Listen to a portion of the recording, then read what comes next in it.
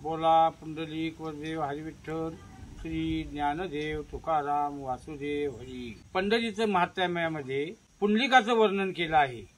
हे साधू संतांचं मत असं आहे की देव स्वतः येऊन उभा राहिला, काय पुंडलिकांच्या भक्तीला उभा राहिला।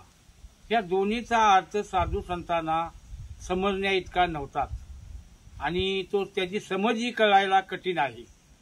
साधू संत म्हणजे कोण तर ज्ञानी, कीर्तनगार, ग्रंथकार हे नव्हत। ज्यांनी परमात्म्याचं ज्ञान लिहिलंय हे जे ग्रंथ आहेत हेच साधू संत आहेत। साधू संत याचा अर्थ काय होतो? साधू या मार्गाने झालेली ज्ञानप्राप्ती आणि सांसारिक मार्गाने ज्ञानप्राप्ती, त्याचा संत असा अर्थ होतो। आपण कुठल्या जाग्यावर आहे हे आपण आधी पहिलं ओळख झाली पाहिजे आपल्याला। आपण जाग्यावर सांसारिक आहे काय साधू आहे। मग सांसारिकाचा साधू होऊ शकतो, खरं साधूचा सांसारिक होत नाही, हे पहिलं वाक्य गहन आहे कळायला। आणि आपण ज्या मार्गात आहोत ते संसारी मार्ग आहे हे प्रत्येकाने आपल्याला ध्यानात ठेवलं पाहिजे। आणि संसारी मार्गातून मरणातून सुटका कशी होते हे त्याला ज्ञान नसते। मग काही जणांच्या मते मेल्यानंतर कोण बघायला आलाय, ह्यो प्रश्न इथं समाजापुढे सतावत आहे। मेल्यानंतर आपल्याला काय कळणार आहे? तर हे मेल्यानंतर कळायचं ज्ञान नाही, मरणाच्या अगोदर कळायचं ज्ञान आहे। मी हे तुमच्या समोर मृत्यूतून सुटका कशी होते हे तुम्हाला मी अभंगाच्या द्वारे आणि माऊलींच्या ओवीच्या द्वारे सांगणार आहे। आणि ते पांडुरंगाच्या कृपेने मला समजत आहे, तसे मी तुमच्या पुढे ठेवित आहे। पुंडलिक हा भक्त आघात आहे। पुंडलिकासाठी परब्रह्म अवतीर्ण झालं याचा अर्थ ह्योही कठीण आहे कळायला। खरं पुंडलिकाला बोलवले की देव स्वतःहून उभा राहिला हे पण कळायला कठीण आहे। तर पुंडलिकाने भक्ती केली आणि भक्तीच्या आधारे भक्तीमध्ये देव बांधला आणि त्या टायमाला या भक्तीच्या बांधण्यातनं देवाला तिथं सुटका झाली नाही, हा त्याचा अर्थ आहे। म्हणजे पुंडलिकाने देवाला बोलवून घेतला, देव आपल्या मनात आला नाही। हे सर्व भक्तांनी आधी समजलं पाहिजे की देव आपोआप पंढरीत आलेला नाही आहे आणि तो पंढरीत जो आला तो पुंडलिकाच्या भक्तीमुळे आला। हे भक्ताचं ब्रीदवाक्य हे असं आहे की आई वडिलाची सेवा पुंडलिकाने केली, हीच त्याची भक्ती आणि हीच श्रेष्ठ भक्ती आहे। त्याचा अनुमाना तुम्हाला मी तुमच्या पुढे मरणातून सुटका कशी होते त्याच्या आधारे संतांच्या चरणातून तुम्हाला सांगत आहे। असे आहे की माऊलींचं मत आहे, मरणार नव समाजा पासून न निघती ओजा भूत व्यक्ती। आता भूत व्यक्ती म्हणजे ह्यो पण विचार समाजाला कळण्यात का नाही, भूत म्हणजे काय? आता उतारा टाकायची जी भूत आहे त्याचं नाव भूत आहे आणि पंढरीचं भूत हे त्या भूताच्या नावाचंच आहे, त्या भूताचं नाव तेच आहे आणि ह्याही भूताचं नाव तेच आहे। त्याच्यामुळे भूत म्हणजे कळायला अवघड आहे। आता दुसरं भूत कुठं आहे तर आपल्या मानव बसलेलं भूत आहे, म्हणजे ते आपलं शरीर हे आपलं भूत आहे, हे ज्याचं त्याला ओळखता आलेलं नाही। आणि ते भूत म्हणजे कसं आहे हे ते जाणता पण आलेलं नाही।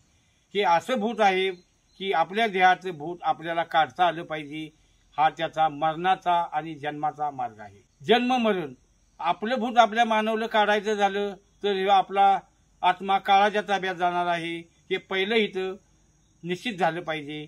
हे ज्ञान आधी कळलं पाहिजे भक्ताला। आपण काळाच्या तोंडात जाणार आहे आणि काळाच्या तोंडातून जर बाहेर पडायचं झालं तर भगवंत भेटीशिवाय साधन ठेवलेलं नाही, हे साधू संतांचं वचन आहे। आणि ते आता तुम्हाला तुकाराम महाराज यांनी जे सांगितलं मरणातून सुटका कशी होते ते तुमच्या पुढे मी प्रसारित करीत आहे। मरणार नव समाजा पासून निघती ओजा भूत व्यक्ती असे ज्ञानेश्वर महाराजांनी ज्ञानाच्या आधारे सांगितले आहे।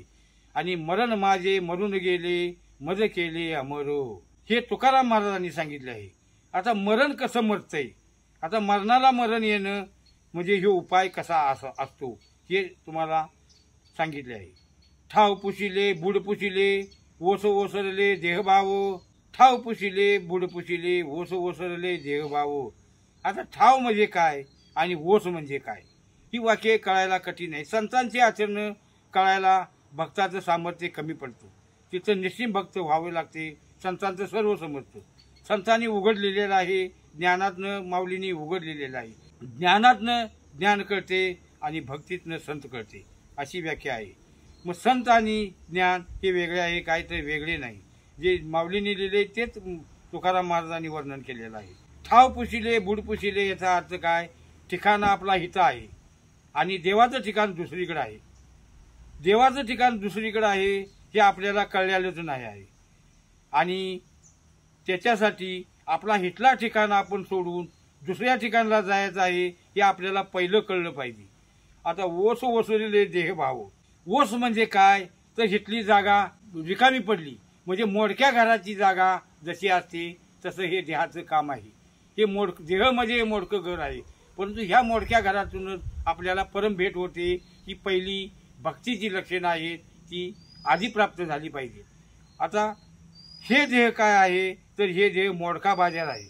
मोडका बाजार म्हणजे जुनं घर जसं पडतंय तसं हे जुनं घर आपलं इथं पडणार आहे आणि जीवनाला जाऊन पोचणार आहे. म्हणजे नव्या घराची स्थापना पुढे भगवंताने केली आहे, त्या ठिकाणाला आपण पोचायचं आहे. तुका म्हणे बुधानीचे झाले साचे उजवणे. म्हणजे बुडालेला आत्मा आणि बुडालेले शरीर आपण अमर करू शकतो आणि ते उजवणे होते, ती देवभेटीतून उजवणे होते. असे या अभंगाचे वर्णन महाराजांनी केलेले आहे. हे असे अभंग वर्णन का केले त्यांनी तर ह्या ठिकाणातून आपल्याला भगवंताकडे जायला ह्यो ठिकाणा सोडायचा आहे आणि ह्यो ठिकाणा सोडल्यानंतर पुन्हा भगवंताचा ठिकाणा आपल्याला धरायचा आहे. तर भगवंतीचा ठिकाणा आहे कुठे हे आपल्याला समजलेले नाही. भगवंत हा ब्रह्मांडाच्या पलीकडे आहे. ब्रह्मांडाच्या पलीकडे कसं आहे हे अज्ञानाला समजत नाही. हे ज्ञानाने शोधून काढले आहे.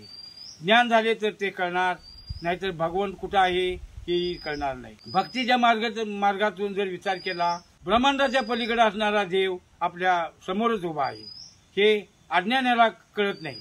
समोर उभा आहे हा देव ब्रह्मांडाच्या पलीकडचा आहे, हा विटेवर उभा आहे. इथं अशी परिस्थिती आहे की ब्रह्मांडाच्या बाहेर कसा आणि इथं विटेवर उभा कसा, हा भ्रम कुणाच्याही डोक्यातनं निघण्यासारखा नाही.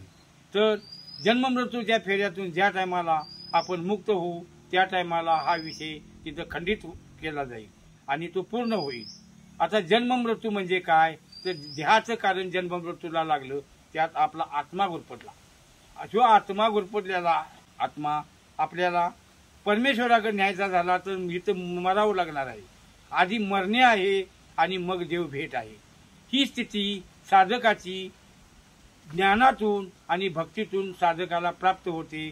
त्याचं नाव आहे साक्षात्कार आणि साक्षात्काराने हे सगळं समजत असते. आणि त्याचा आधार तुम्हाला घेऊन आणि संतांच्या वाङ्मयातून तुम्हाला साक्षात्कार म्हणजे काय तर आपण इथं आधी स्वतः मरायचे आहे. मरणे म्हणजे काय? मरणे म्हणजे कायमचेच देह जाणे असा त्याचा अर्थ होत नाही. देहातच आत्मा मरतो आणि देहातच देव सोडवितो ही जाग म्हणजे आत्मज्ञान. देहातच आत्मा असतो आणि देहातच तो काळही असतो. देहातला काळ ह्यो कुणालाही समजत नाही. हे देह काळाचे आहे की हे भगवंताचे आहे हेही जाणता कोणाला आलेले नाही. तर हे देह काळाचे आहे हे सर्वांनी आधी जाणले पाहिजे. हे देह काळाचे आहे आणि काळाच्या देहाची सत्ता काळाचीच आहे. आणि इथं भगवंताचं काय आहे तर इथं भगवंताचं ह्या देहामध्ये काही नाही. परंतु भगवंत भेटीच्या कार्यानं हा देह काळाच्यातून सुटतो हे कार्य साक्षात्काराने समजले म्हणजे आपली देव भेट झाली. देव म्हणजे काय हे आधी कळले पाहिजे. देव म्हणजे काळाचं वर्चस्व ज्याच्याकडे आहे तो देव. आता काळ कसा आहे हेही जाणू शकत नाही, देव कसे आहे हेही जाणू शकत नाही. परंतु आत्मसाक्षात्काराने या दोन्ही उपमा एकाच टायमाला कळत असतात. ज्या जाग्याला देहामध्ये काळ राहतो त्या जाग्याला देव राहतो. परंतु काळाला देव नाही कळलेला. काळाला जर देव कळला असता तर काळाची सुटका आपण करू शकलो नसतो. परंतु देवाला काळ कळलेला आहे.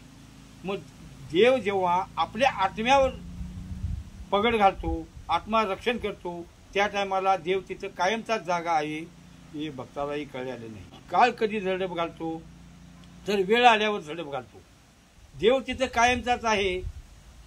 आत्म्याच्या जाग्याला देवाची वस्ती आहे आणि हे देवालाच माहिती आहे. परंतु हे काळाला माहिती नाही म्हणून आत्म्यावर झडप घालायसाठी काळ तिथं उभा आहे. आणि तो काळ उभा राहिल्यानंतर देव काळावर झडप घालतो आणि आत्म्याला सोडवतो. हे आत्मज्ञान आहे. आणि आत्मज्ञानानं आपला आत्मा सुटतो. तो कधी तर जिवंत असतानाच हे घडत असते. आणि जिवंत असताना जर आपण मरणातून मुक्त झालो तर हे ज्ञान आपल्याला कळते.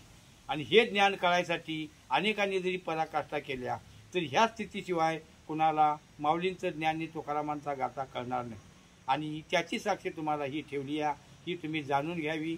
आणि मरणातून मुक्त होण्यासाठी साधन हरीचे जोडावे. हरी उच्चारण मंत्रपाय आगाध पळे भूतबाधा भयेने, हे वाक्य त्याला लागू आहे. भूतबाधा याचा अर्थ हे काळाचं भूत आहे. हे काळाचं भूत काढण्यासाठी हरी उच्चारणाची गरज आहे. आणि हरिमंत्र हा गुरुमंत्र आहे. हरी उच्चारणी अनंत पाप राशी जातील लयाशी क्षण मात्रे. आता हरी उच्चारणाने एका क्षणात जर सर्व जर डोंगर पापा जर जळत असतील तर देव कसा सोडविणार नाही, हे भक्तांनी जाणून घेतलं पाहिजे. पापाचे डोंगर जळायला एकच नाम तारक आहे, हरी उच्चारण. आणि तेच माऊलींनी सांगितले आहे, हरी उच्चारण करा. या हरिपाठाच्या द्वारातून आपण तुम्हाला बोलत आहे. आणि हे सगळ्या भक्तांनी आत्मसात केले पाहिजे की हरी म्हणजे हे काय वेगळं साधन आहे, की वेगळं साधन नाही हे म्हणू नये. हरी म्हणजे काय आहे हे समजू नये. हरी हा तारक परमात्मा आहे. आणि हरी या वाक्यानं आपलं जीवन मरणाचं हे कार्य सोडवत असतो. आणि म्हणून आपण पंढरीच्या वाऱ्या केल्या पाहिजे.